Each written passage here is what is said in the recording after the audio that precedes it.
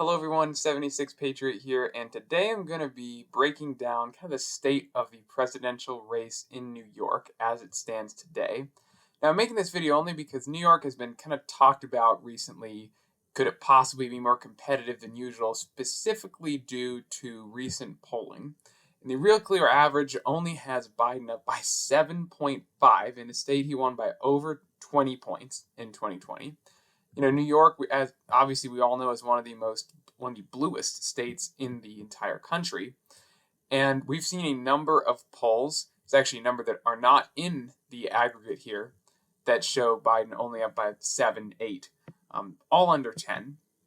And so the real question is here. I mean, I don't think any of us are actually thinking that Trump could possibly win or flip the state, but the main question is, could how much could he improve on his 2020 margin? We can see Biden took the state by 23.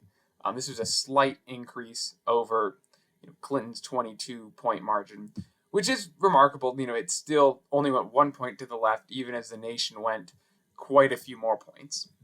But the real story here is, and here's an article from end of May, but it's still very relevant. Trump wins over independents in deep blue New York. It's a single-digit race, same thing. It's a 7-point margin. And this is interesting. Even when undecided voters are accounted for, he's only still down to 10.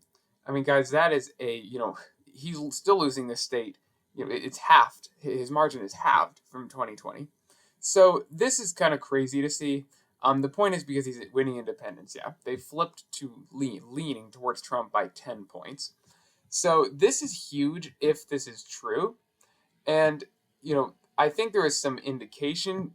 Do I honestly could envision New York being more of like a 15-point race at the end of the day? Sure. Biden losing by 7 points seems a bit, I don't know, far-fetched at the moment.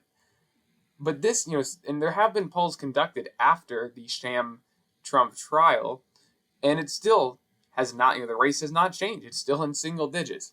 So the real kind of a good indicator, I would say, though, that Trump could potentially do much better. And, obviously the area you got to worry about is this whole New York City suburbs. And you got to perform respectable in upstate New York as well. You can't be losing all these counties by likely margins in eastern upstate New York. You got to max this out as red as possible and then do extremely well. Lose, Queens and the Bronx and all these areas by much smaller margins and win Nassau, of course. That's basically the math to win as a Republican in New York. It's very difficult, very difficult. I mean, gosh, you haven't had a Republican governor for decades. No Republican presidential candidate has won the state for decades as well. Last year, however, 2 years ago, in the last midterm elections, Republicans made significant inroads, particularly in the gubernatorial race. So Lee Zeldin was able to make it, a 7-point race, essentially. And look at the map. Look how different it is from the presidential map. I mean, obviously, he's outright winning counties like Dutchess. He's winning Nassau County. These are huge. And look, all of these are all likely margins. Even these deep blue areas, he's winning all these counties that Trump lost. So basically, the only reason I kind of bring this race up is because this is the closest kind of recent indicator we've seen to how a Republican could kind of close the gap, at least get close to closing the gap in the state of New York. And do I think Trump could make the map look like this? I actually do. Do I think it'll end up being this slim of a margin as the governor's race was? Probably not, but we'll just have to see. And 2022 was truly a red wave in New York. Along with Florida, it was one of the states that truly experienced, for all intents and purposes, a red wave. I mean, Schumer had the closest race, I believe, of his career, down to 14 points. He usually won by blowouts. So these are good trends. Of course, Republicans picked up a number of House seats all across the state. And this is good news for 2024. Along with Biden's unenthusiastic support and possibly lack of turnout in New York City, we'll see.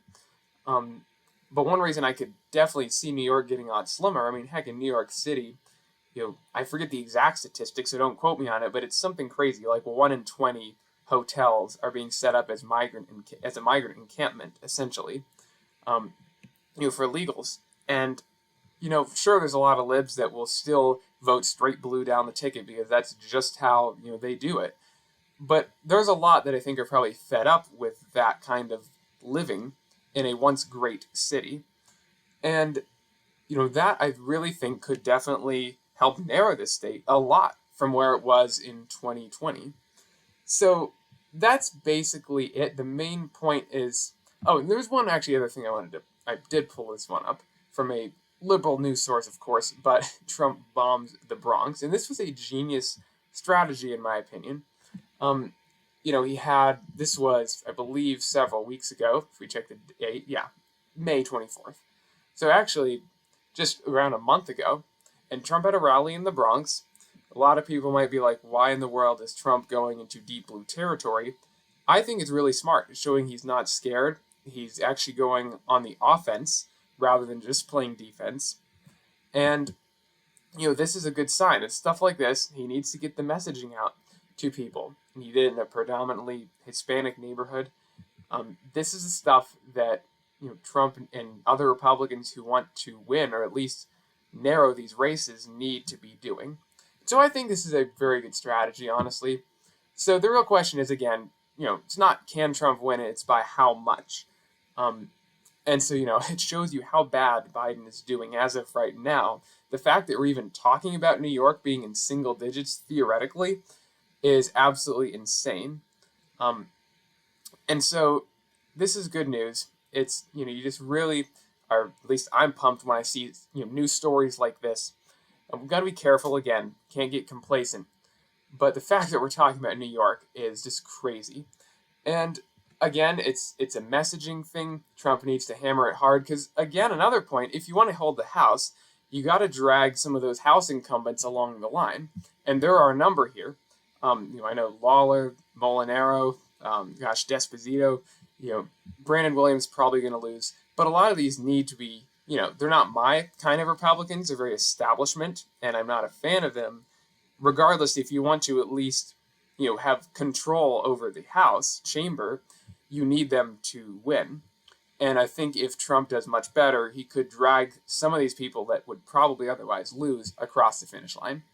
So that's really it for this video, guys. Just thought, talking about this current state of the race in New York was something that was important because I've been seeing it more and more in the news.